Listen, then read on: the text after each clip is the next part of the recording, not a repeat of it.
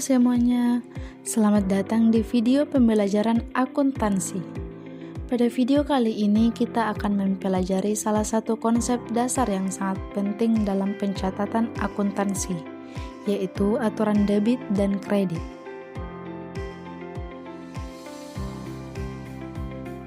Setelah mengikuti video ini, diharapkan teman-teman mampu yang pertama, memahami pengertian debit dan kredit dalam akuntansi. Yang kedua, mengetahui posisi debit dan kredit pada setiap jenis akun. Dan yang ketiga, mampu menerapkan aturan debit dan kredit dalam contoh transaksi sederhana.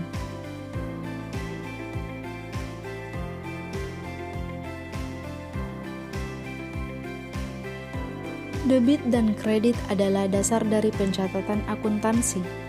Tanpa memahami konsep ini, kita akan kesulitan membuat jurnal transaksi, buku besar, maupun laporan keuangan. Jadi, materi ini adalah kunci awal untuk belajar akuntansi dengan benar. Sebelum masuk ke aturan debit dan kredit, kita pahami dulu apa itu akun. Akun adalah tempat untuk mencatat transaksi berdasarkan jenisnya. Misalnya, akun kas, akun peralatan, akun utang, akun modal, dan lainnya. Dalam akuntansi, akun dibagi menjadi 5 kelompok utama. Yang pertama aset, yaitu harta atau sumber daya yang dimiliki perusahaan.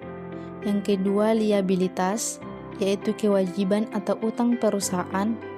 Yang ketiga modal, yaitu hak pemilik dalam perusahaan. Yang keempat pendapatan, yaitu penghasilan yang diterima. Dan yang kelima beban, yaitu biaya yang dikeluarkan. Kelima kelompok akun ini akan kita pakai untuk menentukan posisi debit dan kredit. Sekarang, apa itu debit dan kredit? Debit dan kredit bukan berarti tambah atau kurang, tetapi hanya menunjukkan posisi pencatatan dalam tabel akuntansi. Debit disingkat DR dan kredit disingkat CR.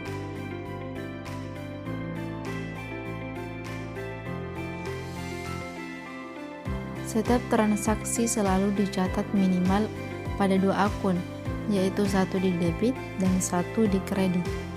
Prinsip ini disebut double entry system.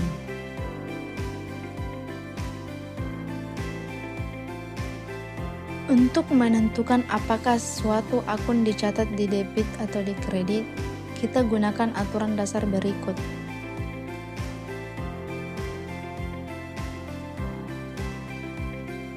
Kelompok akun, aset bertambah di debit, berkurang di kredit. Akun beban bertambah di debit, berkurang di kredit. Akun modal bertambah di kredit, berkurang di debit. Akun pendapatan bertambah di kredit, berkurang di debit. Dan akun utang bertambah di kredit, berkurang di debit.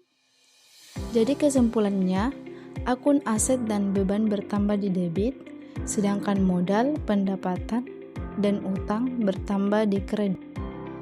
Contohnya sederhana. Kalau kas perusahaan bertambah, berarti akun kas dicatat di debit. Tapi kalau perusahaan menerima utang dari bank, maka akun utang dicatat di kredit karena utang bertambah. Kalau aturan ini sudah dipahami, nanti membuat jurnal transaksi akan jadi sangat mudah. Sekarang kita masuk ke contoh penerapan aturan debit dan kredit pada transaksi sederhana. Kita gunakan contoh usaha laundry, bersih wangi.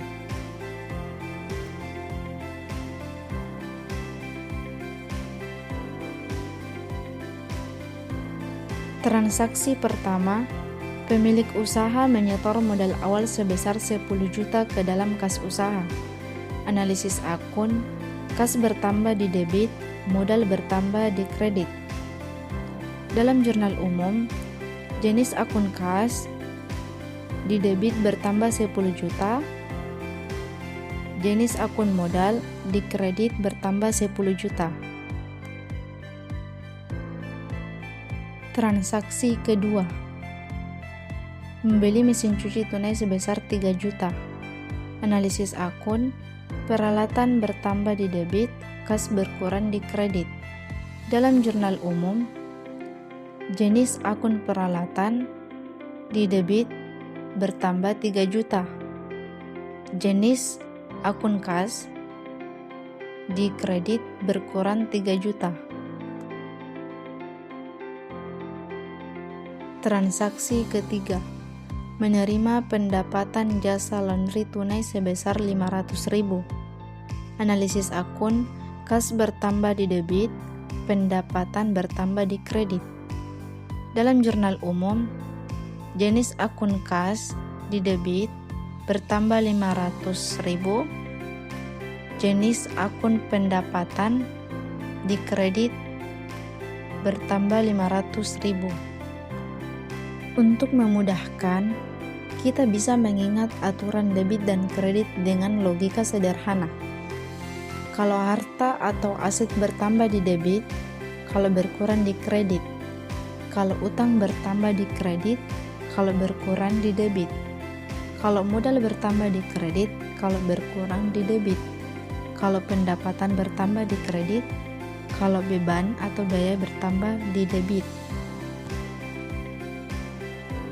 Transaksi keempat, membayar beban listrik usaha sebesar 200.000 secara tunai. Analisis akun, beban listrik bertambah di debit, kas berkurang di kredit. Dalam jurnal umum, jenis akun beban di debit bertambah 200.000. Jenis akun kas di kredit berkurang 200.000.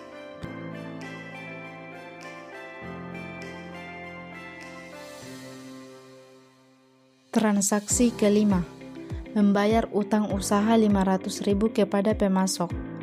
Analisis akun, utang berkurang di debit, kas berkurang di kredit. Dalam jurnal umum, jenis akun utang di debit berkurang 500.000. Jenis akun kas di kredit berkurang 500.000.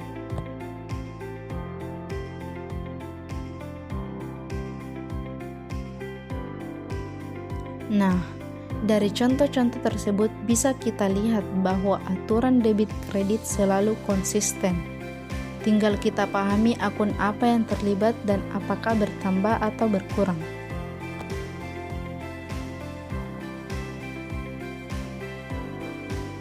Sebagai kesimpulan, aturan debit dan kredit sangat penting dalam akuntansi karena menjadi dasar dalam pencatatan transaksi. Ingat kembali aturan sederhananya. Aset dan beban bertambah di debit, modal, pendapatan, dan utang bertambah di kredit. Setiap transaksi selalu dicatat seimbang antara debit dan kredit.